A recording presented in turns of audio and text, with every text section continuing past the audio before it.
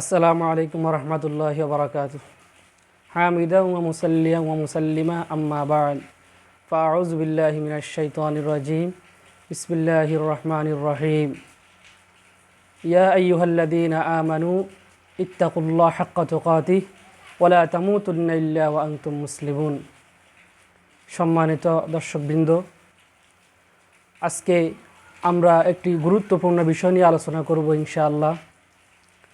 সেটি হলো, আমরা সবাই নাপাক হই কোনো না কোনো কারণে, সহবাসের কারণে অথবা স্বপ্নদোষের কারণে। তো আমরা এই নাপাকগুলো কিভাবে পরিষ্কার করব এবং কিভাবে আমরা পবিত্র হব, এটা আজকে আমরা জানব ইনশাআল্লাহ।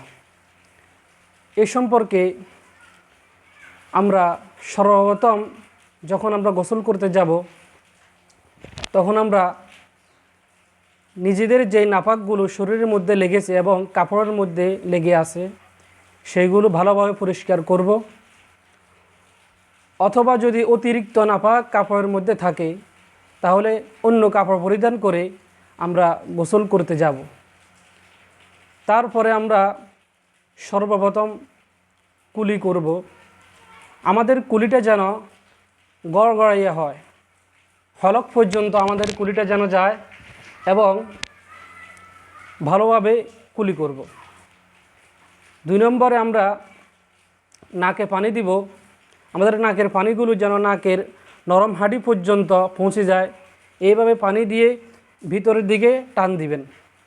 3 নম্বরে আমাদেরকে পুরা শরীর ভালোভাবে ধৌত করতে হবে, যাতে করে কোনো একটা অঙ্গ শুকনো না থেকে যায়, তাহলেই আমাদের শরীরটা পবিত্র হবে।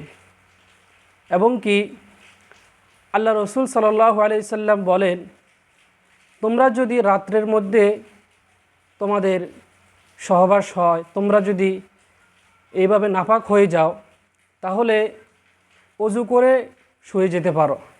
আল্লাহ রসুল সাল্লাল্লাহু আলাইহি সাল্লাম এইভাবে নাপাক হয়েছেন, রাত্রের মধ্যে অজু করে শুয়ে গিয়েছেন, অতঃপর ফজরের পূর্বে গোসল করে আবার পবিত্রতা অর্জন করেছেন।